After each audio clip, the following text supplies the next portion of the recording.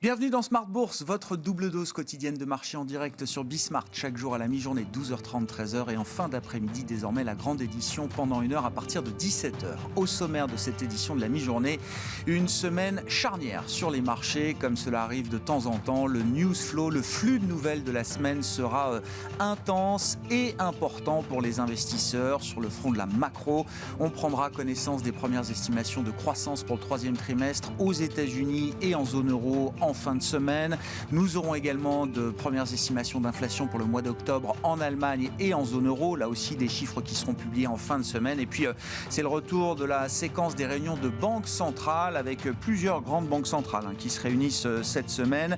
On notera le Japon, la Banque du Canada et la Banque centrale européenne, dont la réunion du Conseil des gouverneurs se tiendra ce jeudi à Francfort. Voilà pour la partie macro. Sur le plan micro, là aussi, une semaine très très dense, puisqu'on aura plus d'une quinzaine de sociétés du CAC 40 qui publieront leurs chiffres d'affaires et ou leurs résultats trimestriels cette semaine. Ça repartira avec Michelin ce soir après la clôture. Et puis aux États-Unis, le gros morceau de la semaine, ce sont les GAFAM au rapport, avec des publications attendues tout au long de la semaine, donc pour Google, Amazon, Apple, Microsoft et Facebook, qui ouvrira le bal ce soir après la clôture des marchés américains. Apple a déjà préparé les esprits aux problèmes de production d'iPhone en lien avec les pénuries de semi-conducteurs. Et puis on sera très attentif aux activités de publicité en ligne après le warning de Snap en fin de semaine dernière, qui a jeté le froid quand même sur ces activités en particulier. On a vu les titres de Facebook, Google ou encore Twitter qui étaient malmenés vendredi dernier sur le Nasdaq. Et puis Facebook, je le disais, qui ouvrira le bal ce soir avec un certain nombre de critiques spécifiques sur la politique interne du réseau social, avec notamment le témoignage d'un ancien salarié devant la SEC, un nouveau témoignage d'un ancien salarié de Facebook devant les autorités de marché qui a été rapporté ce week-end par la presse américaine. Et dans ce contexte, évidemment, comme chaque lundi à 12h30 dans Smart Bourse, le plan de trading à suivre dans quelques minutes avec Romain Daubry de Bourse Direct.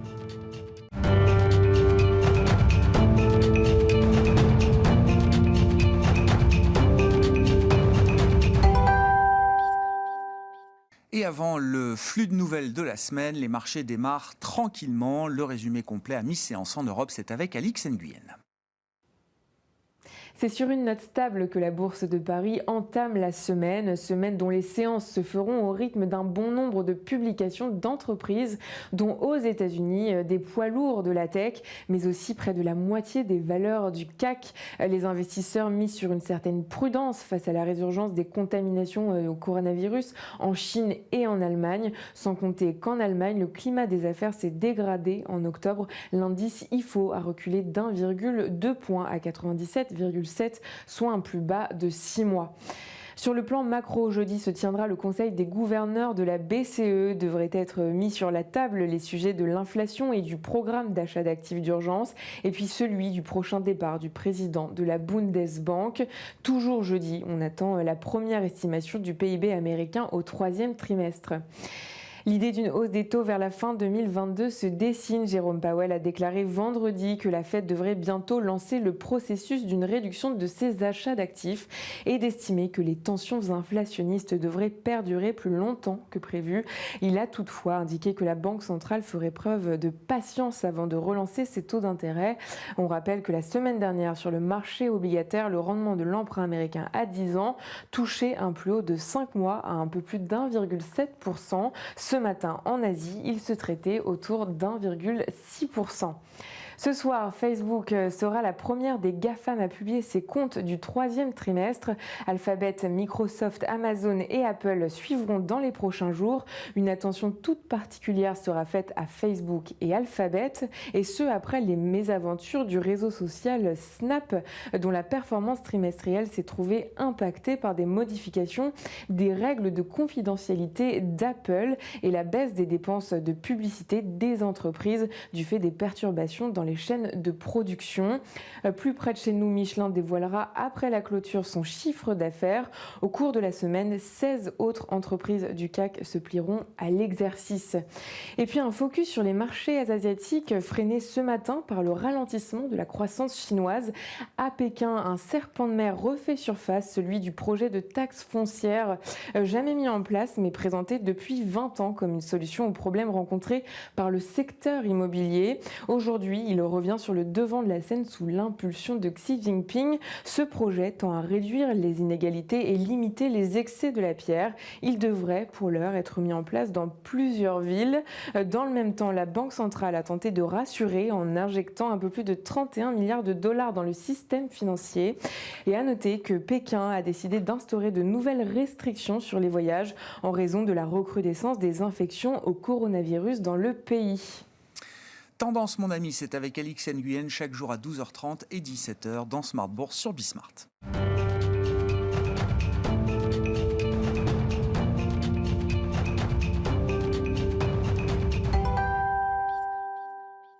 Les enjeux techniques de la semaine, comme chaque lundi, c'est le plan de trading avec les équipes de Bourse Direct et Romain Dobry qui est avec nous à distance. Bonjour et bienvenue Romain, membre de la cellule info d'experts de Bourse Direct. Romain, ça fait déjà quelques semaines qu'on décrit avec vous cette séquence de rebond du chat mort qui reste le scénario dominant aujourd'hui sur les marchés, même si on voit bien qu'on est toujours plutôt dans la partie rebond, entre guillemets, avec un CAC au-delà des 6700 points. Mais vous notez quand même de plus en plus de complaisance de la part des opérateurs de marché, Romain. Bonjour Grégoire. Oui, effectivement, c'est toujours ça. On avait ces signaux de faiblesse marqués, des baisses avec du volume, sortie de canaux haussiers et rupture de tendance haussière sur les indices majeurs aux États-Unis, un rebond possible parce que pas de figure de retournement baissière. Et là, on arrive au moment charnière. On a rebondi, on va retester les plus hauts historiques sur le S&P. On les franchit très légèrement, sur le Dow Jones aussi, le Nasdaq c'est moins bien, et on arrive avec beaucoup effectivement de complaisance, pas de soutien, aucun intérêt du côté des marchés dérivés. C'est quand même assez étonnant et assez frappant de voir qu'on est à moins de 300 000 contrats futurs ouverts sur l'indice CAC 40, la moyenne habituelle c'est 330, 340 000, et là, alors qu'on avait reconstruit de l'intérêt depuis toute la période du creux de mars 2020, eh bien on est vraiment 40 000 contrats à moins de 40 000 contrats de moins que la moyenne.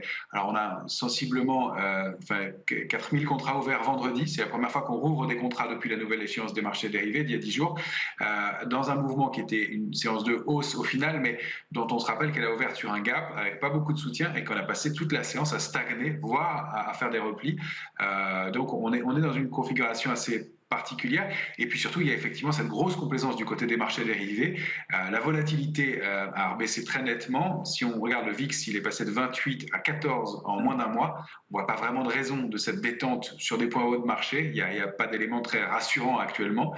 Et puis, du côté des couvertures, on a un ratio de couverture qui est carrément de l'ordre de 2 options d'achat pour une option de vente, ce qui n'est pas normal sur des poids hauts de marché, avec une accélération haussière aussi importante que ce qu'on a connu récemment, et en tout cas qui est complètement à l'inverse de ce qu'on a connu depuis les derniers mois, même si la complaisance s'installait doucement.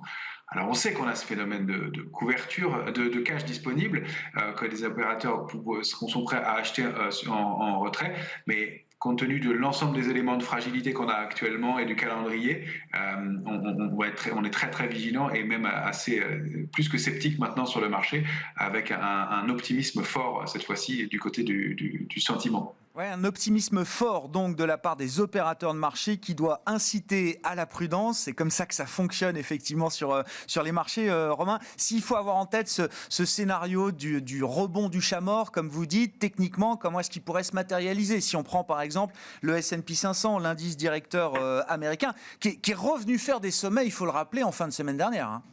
Oui, tout à fait, qui se comporte de façon technique parfaite, hein, et c'est là où on trouve les éléments du rebond du chat mort. Vous voyez que l'indice était sorti de son canal haussier de long terme, rupture, on avait ce biseau baissier qui est maintenant en noir, un très fin que j'ai laissé en filigrane, mais qui a touché sa cible, c'était de retourner sur les points hauts. Il les a même un petit peu débordés, et on voit que sur ce sommet, il y a un sentiment d'hésitation. La dernière bougie de la semaine, hein, c'est un graphique en journée, mais la dernière bougie de la semaine traduit bien cette hésitation. Elle le traduit tellement qu'on ne voit que les mèches, et le corps de la bougie est sous juste le niveau de résistance à 4546. Donc ça, c'est vraiment un doji, cet élément qui en haut de marché donne un signal de faiblesse. On voit cette série de gaps pour former ce rebond, des volumes qui n'ont pas été extraordinaires. Et donc cette fois-ci, alors qu'on attendait pour valider un mouvement baissier, une possible figure en double sommet, double top, c'est une figure graphique importante. On va retoucher plus d'un mois après des sommets. Ça ne veut pas dire que ça se matérialise tout de suite, hein. Il faudra rompre ce niveau niveaux en clôture et puis aller enfoncer des niveaux d'alerte. On a remonté très sensiblement nos alertes sur le S&P. Déjà, la rupture des supports tout proches du dernier gap, donc sous 4500, ce serait déjà un premier signal d'alerte. L'alerte de court terme, elle reste positionnée sous 4283. Et si on rompait ce niveau-là, on validerait ce double sommet et donc on pourrait accélérer et doubler le score à la baisse pour aller chercher une cible autour de 4020 sur le S&P.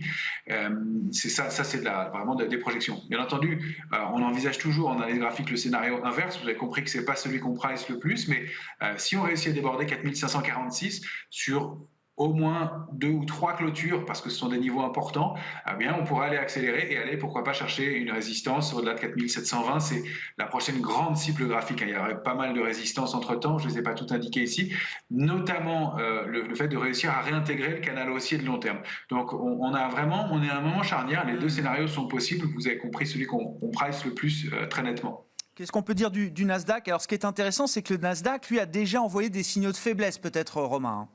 Exactement. Le Nasdaq est plus faible. On voit que lui n'arrive pas à aller rechercher ses tops. Il bute sur son niveau de résistance majeur à 15 460.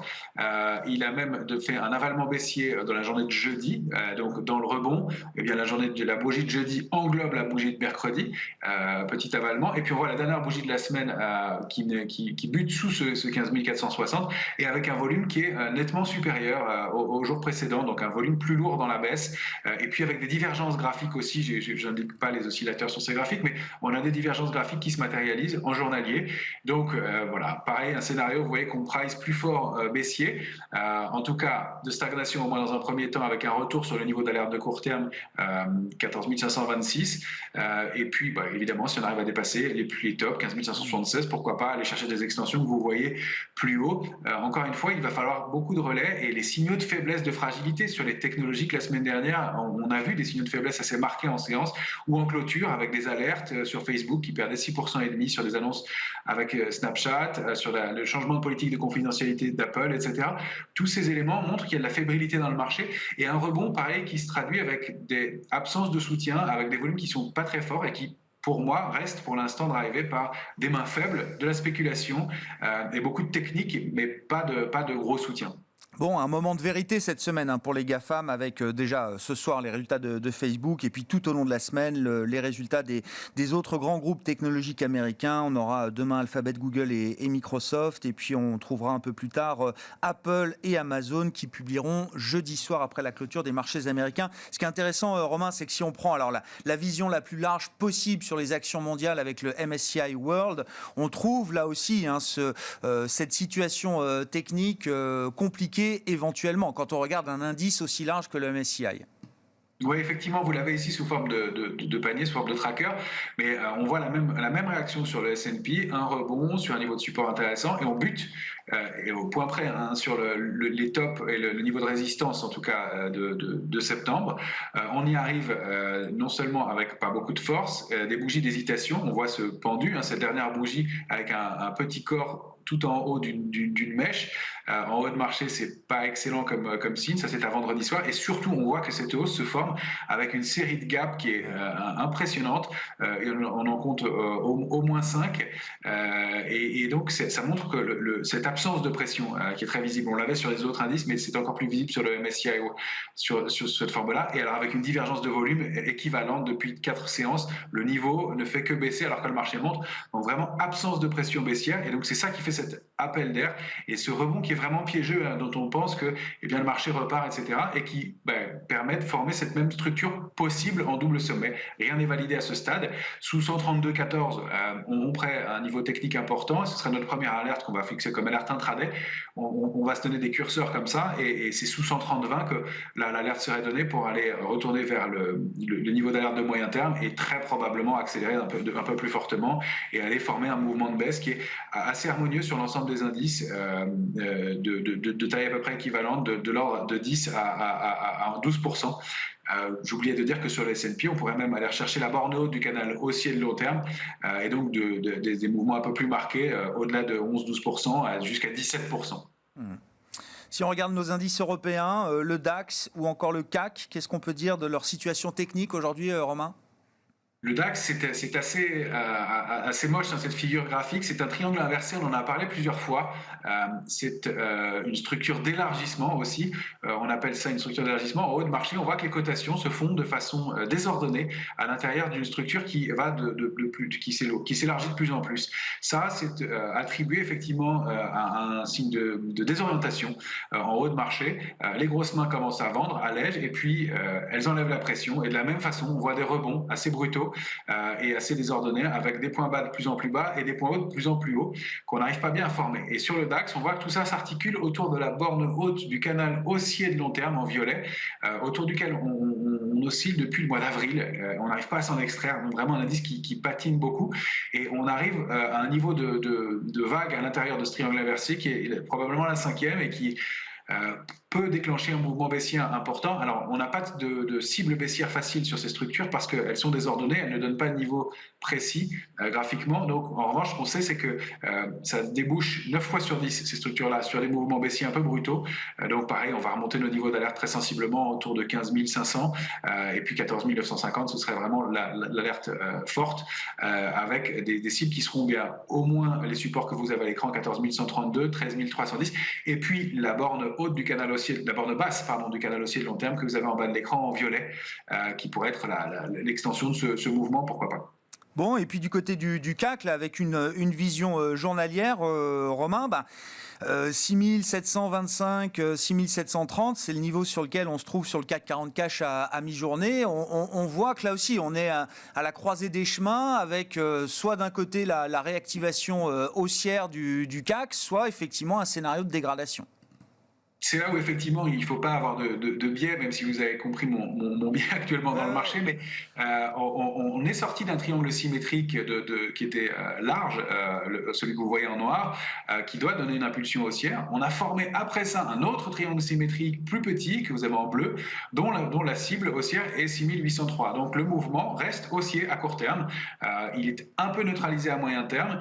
On doit accompagner ce mouvement-là, et vous voyez ces bougies prises encore ce matin avec une accélération haussière, la bougie verte, une bougie d'indécision derrière, et la dernière bougie, une grande bougie rouge qui pourrait valider donc un signal ce qui donne toujours des signaux de doute sur le marché et surtout de manque d'intérêt de momentum. Et on considérait que la dynamique haussière pourrait être vraiment réactivée à moyen terme si on arrivait à clôturer au-delà de 6735 un peu sérieusement. On l'a fait péniblement vendredi soir, et dès aujourd'hui, on rebaisse, on ouvrait dans le vert, et tout de suite, à peine le marché ouvre, on rebaisse dans des volumes anémiques avec pas de soutien et une impulsion qui n'arrive pas à se mettre en place et qui date de mi-octobre maintenant.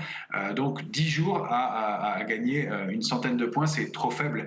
C'est vraiment un signe pareil de grande faiblesse dans le marché. Donc on remonte nos niveaux d'alerte à court terme 6606, à moyen terme 6558. Sous ce niveau-là, on déclencherait une impulsion baissière plus marquée du même ordre que pour les autres indices. Un mot rapide pour conclure, Romain, de l'once d'or qui franchit en ce début de semaine à nouveau le seuil des $1800. Oui, c'est important, vous le voyez, une réaction qui permettrait, au-delà de 1814 $ l'once, de réintégrer le canal haussier de long terme. On flirte avec ces niveaux ce matin, et puis l'intérêt spéculatif remonte un petit peu, de même que pour l'argent. Alors peut-être un peu de flottement à court terme, puisque l'argent vient de toucher sa cible qu'on avait évoquée il y a quelques temps, aux alentours de 24,85, mais elle est en train de déborder sa résistance majeure à 24,40. Pareil, avec un peu de soutien du côté de la position nette spéculative. Donc, des actifs à surveiller dans ce marché qui est un peu sensible, un peu fragile. Merci beaucoup, Romain. Romain Dobré avec nous chaque lundi dans Smart Bourse à la mi-journée pour le plan de trading avec les équipes de Bourse Direct.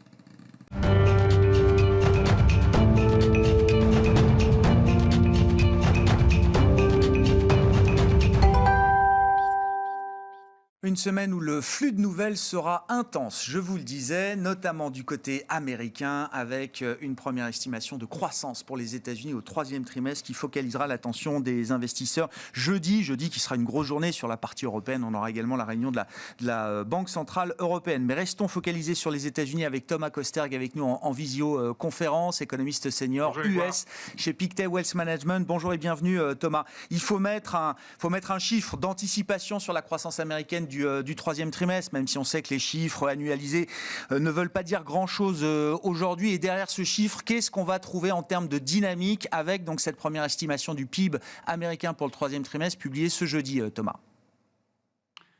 Oui, le consensus pour le PIB du T3 aux États-Unis tourne autour de entre 2 et 2,5% en rythme donc trimestriel annualisé, hein. Donc en effet, c'est un rythme relativement bas, mais néanmoins affecté par des caractéristiques techniques. Notamment, on a un problème d'approvisionnement aux États-Unis et qui est encore plus marqué au niveau des voitures.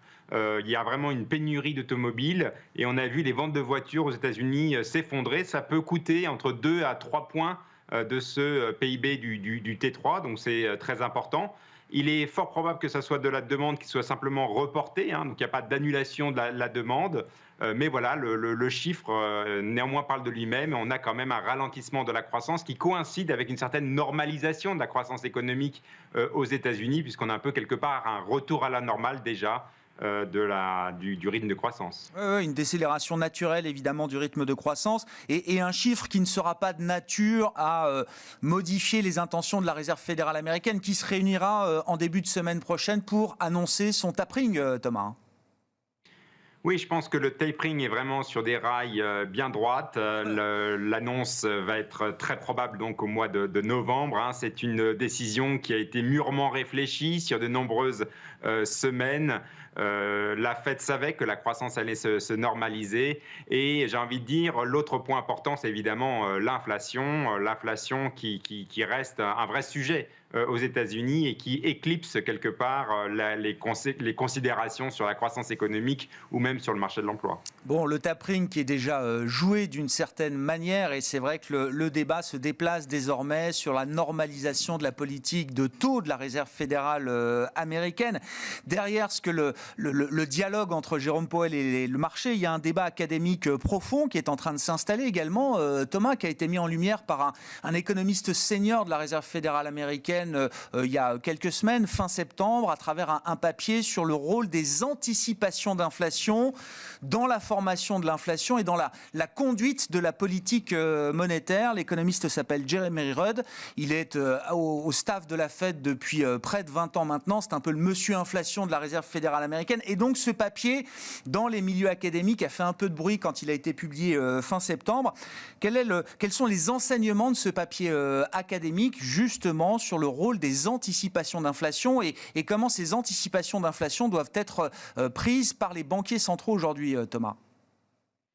Oui, c'est un papier relativement important, hein, puisqu'il, quelque part, il démolit le rôle des anticipations d'inflation sur le processus inflationniste. Or, comme vous le savez, les banques centrales, et en particulier la Fed, opèrent sur un schéma qui est assez classique néo-keynésien, c'est-à-dire que l'inflation est fonction de l'output gap et des anticipations d'inflation.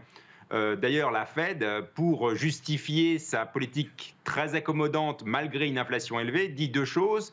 D'une part, l'inflation vient seulement finalement d'une sélection d'articles niche, hein, donc en fait il n'y a pas d'inflation généralisée, c'est sa première ligne de défense. Et deuxième point, elle dit que les anticipations d'inflation restent très bien ancrées. Donc en gros, elle dit ne vous inquiétez pas, tout va bien, Madame la Marquise, au niveau de l'inflation. Et donc l'inflation est temporaire. Ce papier dit quelque chose d'intéressant, c'est qu'il dit qu'il ne s'agit même pas de regarder les anticipations d'inflation, puisque quelque part, nous ne sommes pas homo economicus, on n'est pas rationnel, et finalement, les agents ont finalement, le rôle des anticipations d'inflation est assez marginal sur l'inflation actuelle.